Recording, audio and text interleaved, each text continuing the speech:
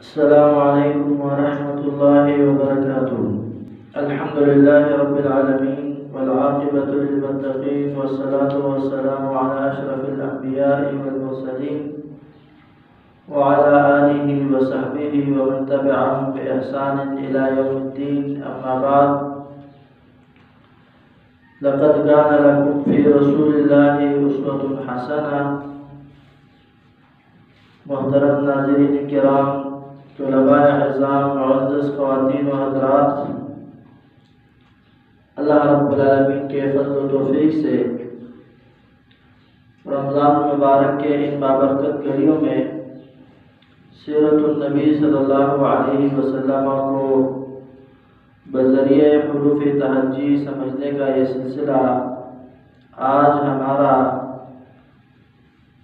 بفضل اللہ الرحمن حرف غین پہ پہنچا ہے.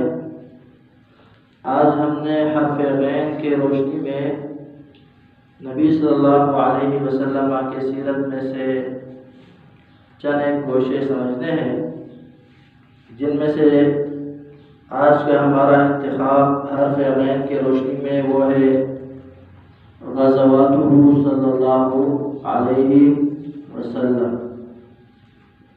غزواتہ صلی اللہ علیہ وسلم، اسی کے ساتھ سرایا.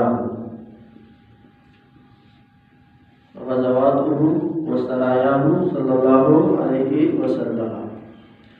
اللہ کے نبی صلی اللہ علیہ وسلم کے سیرت پر جب ہم نگاہ ڈالتے ہیں تو نبی صلی اللہ علیہ وسلم انتہائی حریص انسان تھے اس بات پر کہ بنی آدم کا خون نہ بہایا جائے.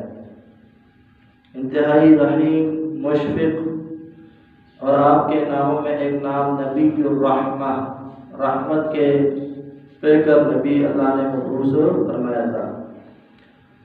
آپ کا سب کوشش اور ساری محنت اس بات پہ تھی کہ کسی طریقے سے یہ دین امن کے ساتھ، رحمت کے ساتھ پھیل جائے، لوگ انسانوں کی بندگی سے نکل جائے اور ایک اللہ رب العالمین کے بندے بن جائے.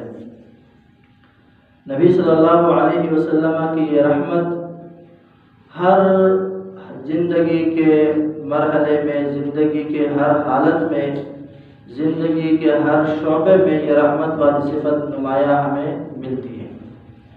یہاں تک کہ محمد رسول اللہ صلی اللہ علیہ وسلم نے اگر کوئی حروب بھی کیے ہیں، کفار سے قتال اور لڑائیاں بھی کی ہیں، تو اس میں بھی صفت رحمت آپ کی نمایاں ہمیں ملتی ہے. صفت رحمت آپ کی ہمیں نمایاں ملتی ہے.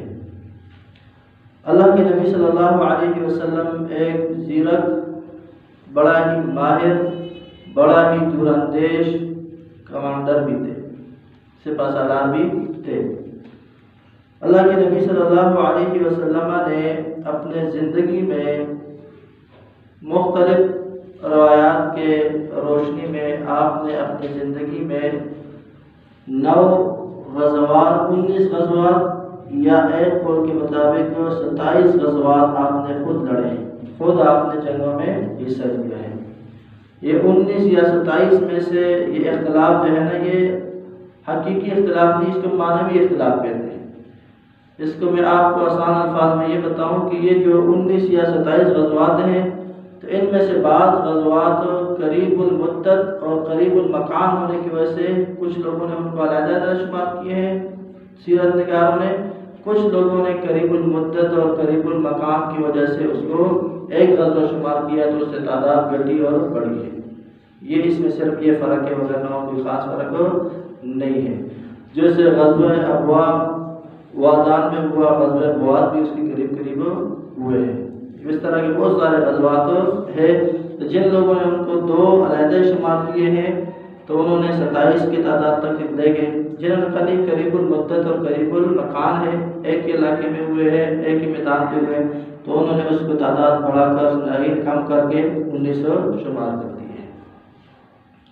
محمد رسول اللہ صلی اللہ علیہ وسلم کی زندگی میں غزوات اور سرایا کتنے ہوئے؟ پہلے اس سے غزوات جمع ہے غزوے کی، اور سرایا جمع ہے سریہ کی. غزوہ سیرت نگاروں کے اصطلاح میں ہر اس جنگ کو کہتے ہیں جس میں اللہ کے نبی نے بنفس نفیس خود شمولیت کیا ہو، اور سرایہ اسے کہتے ہیں جس میں آپ نے صرف کمان کیا ہو مدینے سے اور کسی اور کو اپنا نائب امیر بنا کر اس پر کوچ کشی کے لیے کارروائی کے لیے بھیجا ہو۔ یہ سیرت نگاروں کی تعریف ہے، وگرنہ ہر لڑائی کو غزوہ آپ کہہ سکتے ہیں۔ غزوے کا عربی مطلب ہے هو اللقاء والقتال مع العدو، دشمن سے ملاقات کر کے لڑنے کو غزوہ بولتے ہیں۔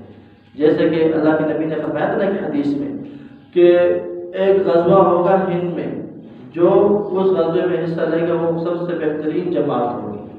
تو اس میں تو اللہ کے نبی تو نہیں ہے، لیکن آپ نے اس کو غزوے کا نام دیا ہے۔ لہذا یہ سب سیرت نگاروں نے سرایہ اور غزوے میں فرق کرنے کے لیے ایک اللہ کے نبی کے دور میں غزوہ اور سرایات کے فرق کے لیے تعریف کیا ہے کہ غزوہ اسے کہیں گے جس میں اللہ کے نبی نے بنفس نفیس خود شمولیت کیا ہو، آپ کے ہاتھ میں کمان ہو، اور سرایہ اسے کہیں گے جس میں اللہ کے نبی صلی اللہ علیہ وسلم نے مدینے میں بیٹھ کر ہی دارالخلافت سے کمان کی اور کسی اور کا بنا کر بیچا ہو۔ تو محمد رسول اللہ صلی اللہ علیہ وسلم کی زندگی میں جو ہمیں سرایہ اور غزوے ملتے ہیں ان کے تعداد کتنے ہیں؟ اللہ کے نبی صلی اللہ علیہ وسلم نے بذات خود جن غزوات میں حصہ لیے ہیں وہ ہیں 9 غزوات۔ کتنے ہیں؟ 9 غزوات آپ نے جن میں بذات خود حصہ لیا ہے، آپ نے اس کا کمان کیا ہے۔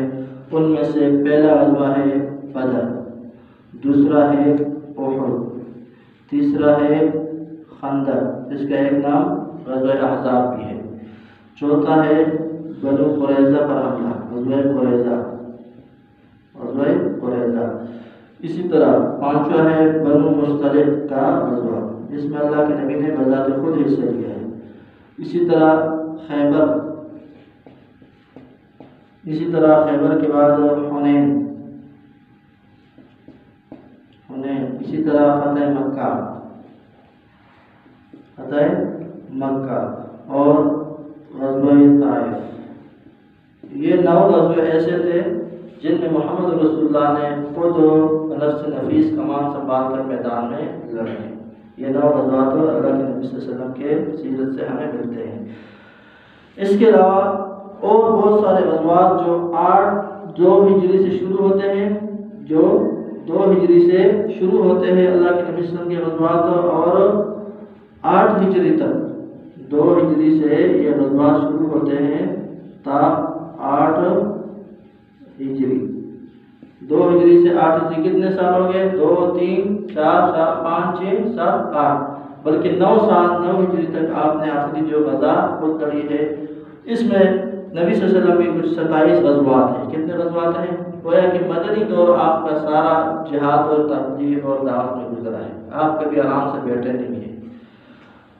2 ہجری میں تقریباً کوئی 7 ایک غزوات ہوئے، جس طرح وادی ابوا میں ودان نامی غزہ ہوا، بوات نامی غزوہ ہوا، ذی العشیرہ غزہ ہوا، بدر اولا ہوا، پھر بدر کبریٰ ہوا جو بدر کی جنگ ہے رمضان میں۔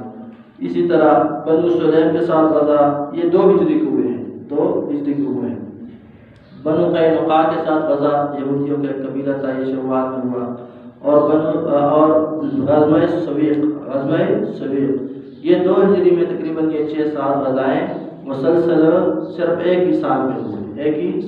اس کے بعد 3 ہجری کا سال جب شروع ہوا تو اللہ کے نبی صلی اللہ علیہ وسلم نے اس سال میں بھی 3 لڑائیاں لڑی ہے کافروں کے ساتھ، اور 3 غزائیں کی ہیں، جن میں سے غزوہ ذی امر محرم کے مہینے میں ہوا، غزوہ بحران ربیع الثانی کے مہینے میں ہوا، اور غزوہ احد مشہور بہت بڑی جنگ ہے شوال کے مہینے میں، اور اس طرح غزوہ حمر الاحمر الاسود یا حمر الاسد اس کو بولتے ہیں، یہ بھی شوال کے مہینے میں۔ 4 بڑی غزائیں 3 ہجری کو ہوئی، گویا کہ پہلے ہجری میں بھی 7 ایک 6 اور دوسرے ہجری میں بھی 4 بڑی غزائیں۔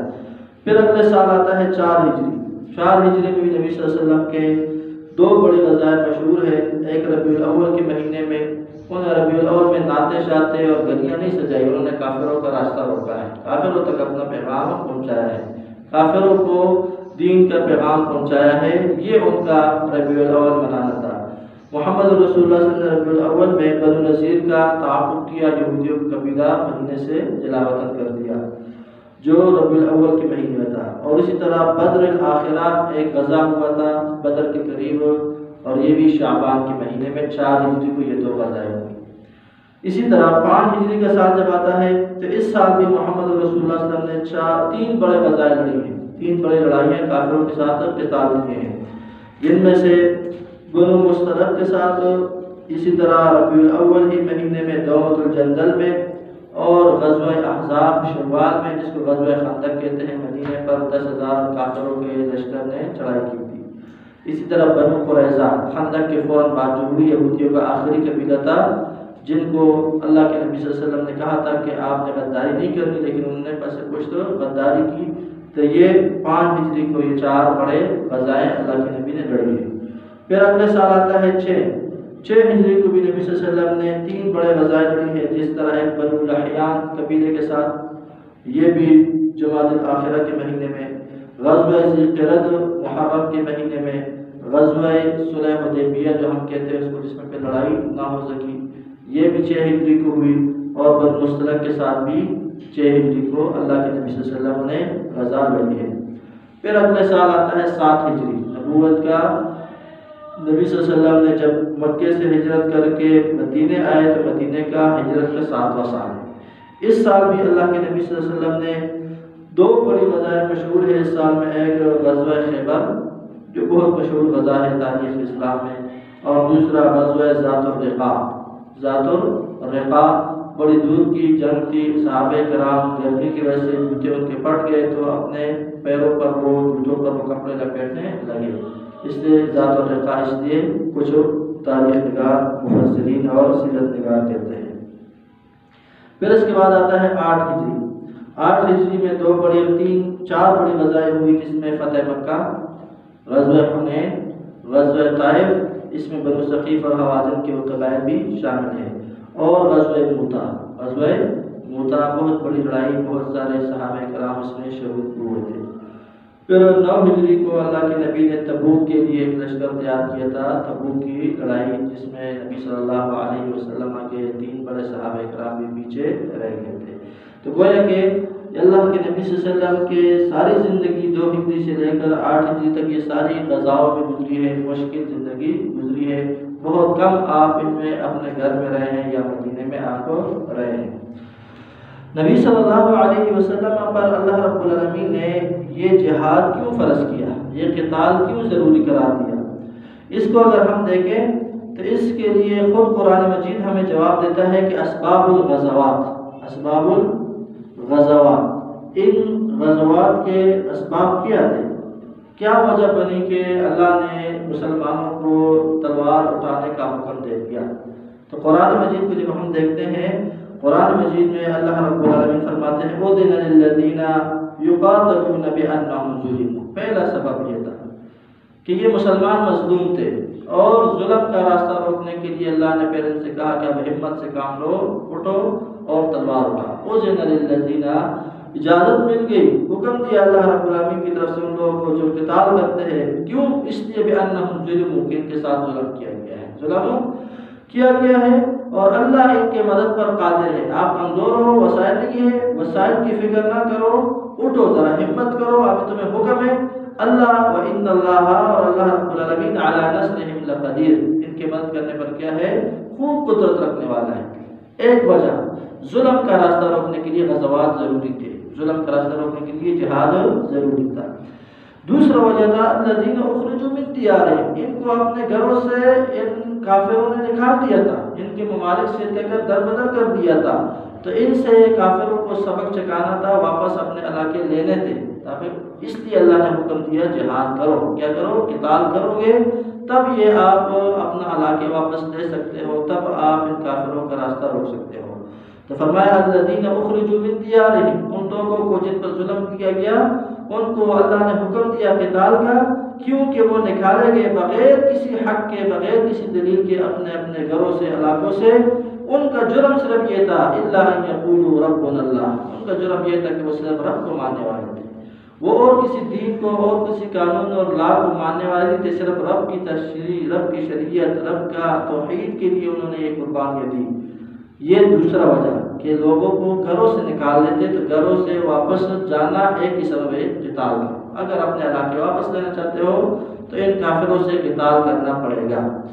تیسرا بڑا سبب خود قرآن میں اللہ نے فرمایا لولا دفع اللہ الناس بعضهم ببعض، اگر اللہ کا ایک غریب کمزور قوم کو اٹھا کر اس سے طاقتور قوم کو مار دینا یہ نظام نہ ہوتا، اگر یہ نظام نہ ہوتا ہے ایک قوم کو اٹھا کر دوسرے کو اس کو سبق چکھانا اور اس کا راستہ روکنے کے لیے قتال کا نظام نہ ہوتا تو اس زمین میں بہت بڑا بگاڑ پیدا ہو جاتا۔ وہ بگاڑ کیا ہے؟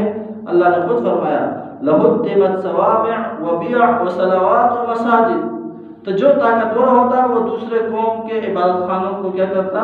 ڈھیر کر دیتا، دوسرے قوم کے مذہبی شعائر کو کیا کر دیتا؟ گرا دیتا، دوسرے قوموں کے نائنا جو عزت والی چیزیں تھے ان کو مسمار کر دیتا۔ اگر یہ جہاد نہ ہوتا، یہ قتال نہ ہوتا، اللہ کا ایک دوسرے کے سامنے ان قوموں کو کھڑا کرنا والا نظام نہ ہوتا تو پھر جو طاقتور ہوتا وہ اپنی منمانی کرتا، کیا کرتا؟ منمانی ظلم کرتا۔ تو یہ ایک بہت بڑا سبب ہے ان غزوات کا، ایک بہت بڑا سبب ہے غزوات کا۔ اسی طرح ان غزوات کا ایک ہدف اور سبب اور بھی تھا کہ اللہ رب العالمین کا دین وہ سر بلند ہو جائے دنیا میں، اللہ کا کلمہ توحید دنیا میں غالب آ جائے، اللہ کا دین دنیا میں نافذ ہو جائے۔ اسی طرح کافروں کا راستہ روکنا، مسلمانوں کے اعراض کا عزتوں کا دفاع کرنا، مسلمانوں کے اوطان کا وطنوں کا دفاع کرنا، اسی طرح مسلمانوں سے یا غیر مسلم بھی اگر کوئی ہو اور ان پر ظلم ہو رہا ہو تو ایسا ایک نظام عدل والا ہونا چاہیے جو ان غیر مسلموں کے حق سے بگڑے ظالموں سے۔ یہ جہاد اس لیے اللہ نے فرض کیا تھا۔ اگر ایک خلافت کا نظام ہو اور خلافت سے خلیفہ سے حکمران سے کوئی غیر مسلم بھی مدد لینا چاہے کہ ہم پر فلاں کافر جو سرکش ظلم کر رہا ہے تو یہ کام ہے اس مسلمان خلافت کا کہ ان کی بھی مدد کرے اور ظالم کا راستہ روکے۔ اور کیسے روکیں گے؟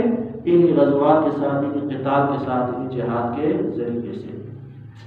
نبی صلی اللہ علیہ وسلم نے جب رسالت پیش کیا بڑے نرمی کے ساتھ، بڑے پیار کے ساتھ، بڑی تکلیفیں برداشت کر کے، یہاں تک کہ آپ ہجرت میں مجبور ہوئے، ہجرت کر کے مدینے چلے گئے، وہاں اپنا نظام کھڑا کیا، تب بھی یہ کافر مکے میں چین سے آپ کو بیٹھنے نہیں دے رہے تھے۔ تب اللہ رب العالمین نے کہا کہ ان کو ایک ہی طریقہ ہے سبق سکھانے کا، راستہ روکو۔ کیا کرو؟ راستہ روکو۔ چنانچہ آپ نے سب سے پہلا جو سب سے بڑی غزا لڑی گئی ہے غزوہ بدر، اس کا وجہ یہ بنا کہ مکے میں جو مسلمان ہجرت کر کے آئے تھے ان کا سارا گھر مال سب کچھ کاروبار مکے والوں نے کیا کر دیا؟ لیلام کر دیا، نہیں اس پہ سیل لگا دی، جس کو جو ہاتھ لگتا تھا مسلمانوں کے گھروں کو انہوں نے کیا کر دیا؟ لوٹ لیا۔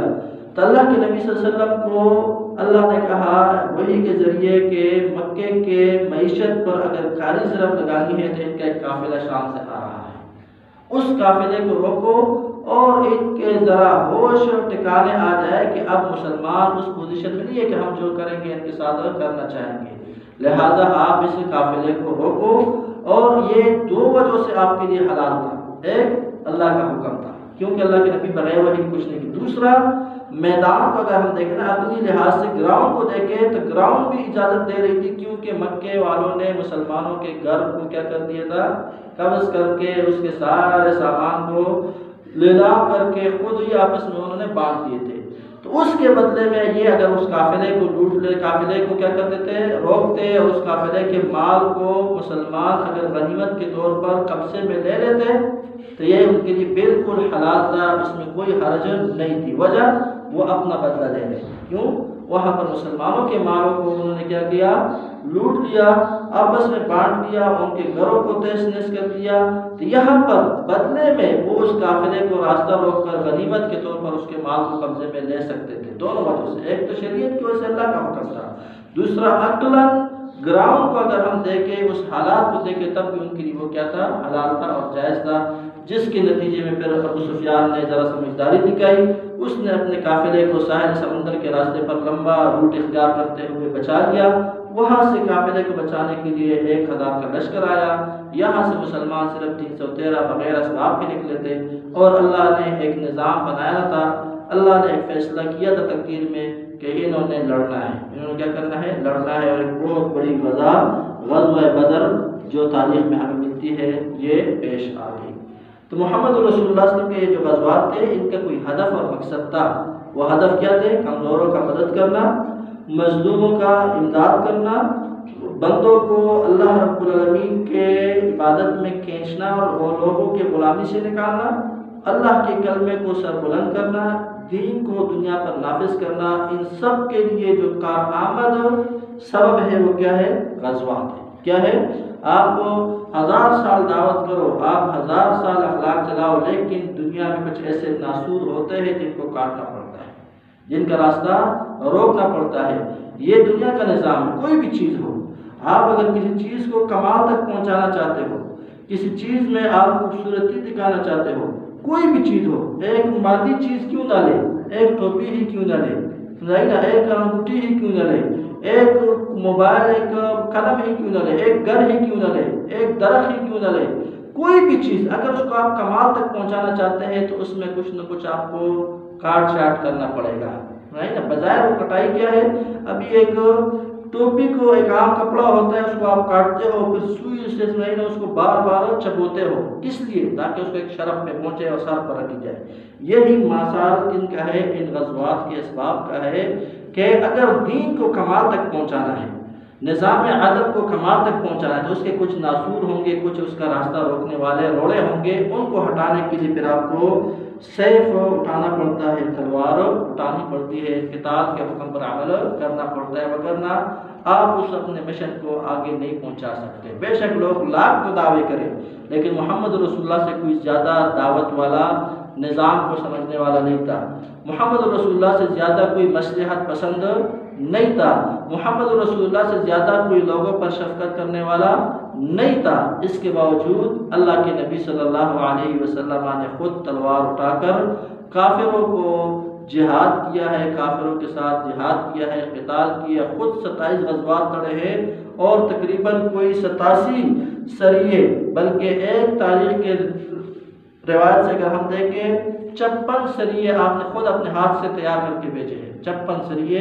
اور صحابہ کرام نے پھر آپ کی زندگی میں جو غزوات لڑے ہیں ان کا تعداد تقریباً کوئی آتا ہے وہ 87 تک غزوات اللہ کے نبی صلی اللہ علیہ وسلم کے صحابہ نے بھی اپنی زندگی میں لڑے ہیں.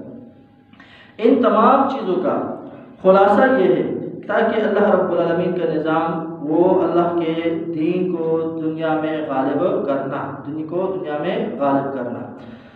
لیکن ان کافروں نے ہمیشہ دین کے ساتھ بڑی ناانصافی کی ہے. دین کے دشمنوں نے، سیرت کے دشمنوں نے ہمیشہ کیا کیا ہے؟ ان غزوات کو ایشو بنا کر دین کے ساتھ بہت بڑی کیا کی ہے؟ بدانصافی کی ہے. نبی صلی اللہ علیہ وسلم کی سیرت کے ساتھ بہت زیادہ بے انصافی کی ہے، اور انہوں نے دین کا نقشہ عام دنیا کے سامنے، اسلام کا نقشہ عام دنیا کے سامنے وہ دہشت گردی والا دین پیش کرنے کی کوشش کی ہے. لیکن کب تک کریں گے؟ یریدون لیطفئوا نور اللہ واللہ یتم نورہ. وہ چاہتے ہیں کہ پونکوں سے اللہ کا یہ دین بجھائے، لیکن اللہ رب العالمین اپنے دین کا اس مشن کو پورا کر کے ہی رہے گا. وہ 1000 کوشش کرے، 1000 پروپیگنڈے کرے، 1000 وہ لوگوں کو غلط گمراہ کرے اور دین اسلام کا غلط امیج پیش کرے، لیکن حقیقت کسی سے چھپتی نہیں ہے. آئیے میں آپ کو ذرا سے صرف ایک آئینہ حقیقت کا دکھاتا ہوں. رسول اللہ صلی اللہ علیہ وسلم نے اپنے زندگی میں تقریباً کوئی 27 غزوات کیے ہیں، جو میں نے آپ کو شروع میں کہہ دیا. ٹھیک ہے. نبی صلی اللہ علیہ وسلم کے ان غزوات میں، نبی کے ساتھ صلی اللہ علیہ وسلم کے ساتھ صحابہ کرام کے ان لڑائی اور غزوات میں تقریباً اگر ہم دیکھیں اس کا حساب لگائے، تقریباً 286 ایسے غیر مسلم کافر تھے جو ان غزوات میں جہنم رسید ہوئے. 286 کافر تھے جو ان 27 غزوات میں، پھر وہ 56 اور ملائے، 56 اور 27 ایک 86 کے 87 بن جاتے ہیں.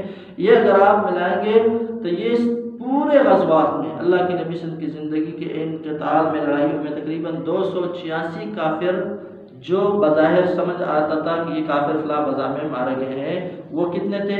یہ 2 ہجری سے لے کر 8 اور 9 ہجری تک جتنے بھی غزائیں اور سریے ہوئے، غزائیں 27 سریے تقریباً 65-56 ایک ہوئے ہیں، اللہ کے نبی جن کو خود تیار کیا ہے. ان سب میں 286 سے زائد کافر جہنم رسید نہیں ہوئے. یہ ذرا ذہن میں رکھے، میں آپ کو حقیقت دکھاتا ہوں، آئینہ دکھاتا ہوں. اور جس جنگ میں سب سے زیادہ قتل ہوئے ان میں سے وہ جنگ خیبر ہے. کیا ہے؟ خیبر کی غزہ ہے، اور قریظہ. خیبر اور قریظہ ہے. ان میں یہودیوں کے کافی تعداد اللہ کے نبی صلی اللہ علیہ وسلم کے صحابہ کے ہاتھوں جہنم رسیدہ ہوئے، جو تقریباً کوئی 93 ہے. جو تقریباً کتنے یہودی ہے؟ 93 ہے. ٹھیک ہے. تو اس 286 میں سے 93 ایک یا دو غزہ خیبر میں بہت زیادہ 93 ہوئے ہیں. اس کا مطلب ہے کہ باقیوں میں کہیں نہ کسی میں 30، کسی میں 40، اس سے زیادہ نہیں ہوئے. وہ 86 تعداد ان 8 غزات میں، 9 غزات میں اللہ کے نبی صلی اللہ علیہ وسلم کے ساتھ. پھر یہ 27 اور پھر یہ 56، ان پورے غزوات میں 286 ہوئے ہیں. اسی طرح صحابہ کرام اور نبی صلی اللہ علیہ وسلم کے غزوات اور جنگوں کی تعداد وہ تقریباً کوئی 82 یا 86 یا 87 بنتی ہے. جنہوں نے وہ دو کو ایک شمار کیا تو ان کے ہاں 82، اور جنہوں نے ان کو علیحدہ علیحدہ شمار کیا وہ تقریباً 87-86 غزوات بنتے ہیں جو اللہ کے نبی نے اور صحابہ کرام نے لڑے ہیں. ان میں ان سب غزات میں جو غیر مسلم قتل ہوئے ہیں، ان سب غزات میں، پھر ان سب کو اگر ہم جمع کریں، اللہ کے نبی والے نہیں، ان سب کو اگر ہم جمع کریں صحابہ کرام والے، تو تقریباً غیر مسلم جو اس میں قتل ہوئے وہ ہے 847. 847 نبی صلی اللہ علیہ وسلم کی وہ غزوات بھی شامل کرو، صحابہ کرام والے بھی شامل کرو، تو یہ 82 جنگیں بنتی ہے. کتنی؟ 82 جنگیں بنتی ہے. ان 82 جنگوں میں 847 سے زیادہ کافر قتل نہیں ہوئے. یہ میں آپ کو جو فگر بتا رہا ہوں مختلف کتابوں سے نکال کر جو میکسیمم ہے وہ. جبکہ اس کے مقابلے میں آئیے ہم دیکھتے ہیں آج جو اسلام کو غلط امیج پیش کرنے والے کفار کا پروپیگنڈا ہے کہ اسلام دہشت گردی کا دین ہے. اسلام کیا ہے؟ قتل و غارت کا نعوذ باللہ دین ہے، دہشت گردی کا دین ہے. وہ لوگ ذرا اپنا تاریخیں پڑھ لیں، اپنے آپ کو ذرا تاریخ کے آئینے کے سامنے رکھیں، تو انہوں نے کروڑوں انسانوں کے ہاتھوں سے اپنے خونوں سے اپنے ہاتھوں کو رنگا ہوا ہے. کروڑوں انسانوں کے خون سے اپنے ہاتھوں کو ان لوگوں نے رنگا ہوا ہے جو اسلام پر الزام لگاتے ہیں دین پر کہ یہ دہشت گردی کا نعوذ باللہ دین ہے، قتل و غارت کا، نفرت کا دین ہے. جبکہ یہ غیروں نے بھی اقرار کر دیا ہے کہ دین اسلام وہ امن کا، شانتی کا، زندگینہ اور جان و مال اور عزتوں کے محافظ ہے. اس طرح کوئی اور دین آپ کو نہیں ملے گا. آئیے میں آپ کو پہلی جنگ عظیم اور اس کے بعد ثانی جنگ عظیم کے اگر ہم سرسری کا جائزہ لیں تو اس میں تقریباً کوئی 5 کروڑ کے قریب انسانوں کی ہلاکتیں ہوئی ہیں. 5 کروڑ کے قریب انسانوں کی ہلاکتیں پہلی اور دوسری جنگ عظیم ہوئی ہے. اور یہ تو کسی سے ڈکی چھپی بات نہیں ہے. جاپان کے 2 بڑے شہر ناگاساکی اور جو دوسرا شہر ہیروشیما، اس پر جو بم گرائے امریکہ نے، تو ان کو تو بالکل سبع ہستی سے مٹا دیا. پھر آپ اس میں اندازہ لگائے کتنے بے جان، پھر کتنے انسان، پھر کتنے بے گناہ، پھر کتنے معصوم، اس کی تعداد تو کسی نے گنا ہی نہیں ہے. اس کے بعد ذرا اور تاریخ کے آئینے میں دیکھتے جائیے کہ جو یہ ان لوگوں کا تاریخ ہے جو اسلام کو دہشت گردی کا نام دیتے ہیں، اور ہمارے جو کمزور ایمان والے یا دین سے دور لوگ ہیں وہ بھی مجھ سے متاثر ہو کے دب جاتے کہ شاید یہ اسلام اتنا جو ہے نا انگریزی کا دین ہے، جبکہ حقیقت ایسا نہیں ہے. اس کے بعد 1857 میں جنگ آزادی ہند کو ذرا تاریخ آپ پڑھیے گا تو اس میں انگریزوں کے ہاتھوں سے تقریباً 27,000 مسلمانوں کو شہید کیا گیا. 27,000 مسلمانوں کو شہید کس صورت میں؟ یہ 27,000 تو گنتی میں آئی ہے کہ ان کو سوریوں پہ لٹکایا مختلف چوک و چوراہوں پر، مختلف ایٹموں کے ٹینکوں کے سامنے چوک و چوراہوں پر 27,000. اس کے علاوہ ہر روز جو قتل و غارت ہوتا تھا 7 دن تک مسلسل یہ قتل و غارت آزادی جنگ ہند میں تھا. 7 روز تک مسلسل قتل و غارت جو عام تھا وہ تو تعداد کسی تاریخ نے نہیں لکھا. یہ 27,000 وہ ہیں جو سوریوں پہ باقاعدہ لٹکائے گئے جن میں علماء اور مسلمانوں کی جرت کا سارے شامل ہوتے ہیں. یہ 1857 کی بات ہے. پھر آئیے تاریخ کو اور ذرا آئینے سے دیکھتے ہیں تو تاریخ میں ہمیں یہ ملتا ہے کہ 1918 میں قازقستان میں وہاں کے غیر مسلموں نے جب قازقستان پر حملہ کیا، قبضہ کیا، تو انہوں نے سب سے پہلے مسلمانوں کی مساجد گرائے. پھر مسلمانوں کی مساجد گرانے کے بعد تقریباً 8 لاکھ تک مسلمانوں کو انہوں نے شہید کیا. 8 لاکھ تک مسلمانوں نے شہید کیا. تاریخ کا آئینہ ذرا آگے ہم دیکھتے ہیں، صاف کر کے اس سے دھول ہٹاتے ہیں. تاریخ ہمیں بتاتا ہے کہ 1992 میں 11 اپریل کو 11 اپریل سے لے کر 6 ماہ تک یعنی ستمبر تک بوسنیا پر جب ان کے وہاں کے کافروں نے حملہ کیا تو تقریباً 2.5 لاکھ مسلمانوں کو شہید کیا، خواتین کی بے حرمتی کی، مساجد کی بے حرمتی کی، سمجھا۔ یہ ابھی کا تاریخ ہے، اتنا دور نہیں 1992 کا، ٹھیک ہے۔ آئیے تاریخ کا آئینہ ذرا اور اس سے دور ہٹائے۔ یہ ان لوگوں کے لیے جو دین اسلام کو دہشت گردی والا دین کہتے ہیں، اور ان کمزور ایمان والے مسلمان جو ان سے مرعوب ہو جاتا ہے اور اپنے دین کے بارے میں شک کرتے ہیں، ان کو دکھاتا ہوں۔ پھر آپ تاریخ کو دیکھیے 2001 میں اکتوبر کے 7 اکتوبر سے لے کر تقریباً یہ 12 نومبر تک آئیے ہم دیکھتے ہیں کہ امریکہ نے افغانستان پر حملہ کیا ہے۔ تقریباً 35 دن ہے، 35 دنوں کی یہ کارروائی ہے۔ اس کارروائی میں افغانستان میں 90,000 سے زائد بے گناہ خواتین، مرد، معصوم بچے کو بے دردی سے شہید کیا گیا۔ کسی نے ان کو دہشت گرد نہیں کیا، بلکہ امن کے ٹھیکیدار سب ہمارے منافقانہ ذہن رکھنے والے ان کو امن کے ٹھیکیدار سمجھتے ہیں۔ پھر اس کے بعد عراق میں کیا حال ہوا، فلسطین میں کیا ہوا، لبنان میں کیا ہوا، اب سوریہ میں کیا ہو رہا ہے، برما میں کیا ہو رہا ہے۔ یہ کافروں کے ہاتھ جو اسلام کو دہشت گردی کا دین کہنے والے ہیں۔ اور اب کیا ہو رہا ہے ہمارے کشمیر میں کیا ہو رہا ہے، یہ کسی کو نظر نہیں آتا۔ وجہ یہ ہے کہ یہ شروع سے ان کا ایک ذہن آ رہا ہے کہ دین اسلام کو کسی طریقے سے بدنام کرنا ہے۔ ان کے لیے ان کو پوائنٹ کیا ملا، نبی صلی اللہ علیہ وسلم کے غزوات، نبی صلی اللہ علیہ وسلم کے کیا غزوات ملے۔ لیکن تاریخ کبھی جھوٹ نہیں بولتی۔ جب ہم تاریخ کو دیکھتے ہیں تو اللہ کے نبی صلی اللہ علیہ وسلم کے غزوات 27، پھر 56، یہ 82 غزوات کو ہم دیکھتے ہیں تو اس میں 247 سے زیادہ کافر قتل نہیں ہوئے، جو یہ منہ بولتا ثبوت ہے کہ دین اسلام واقعی امن کا شانتی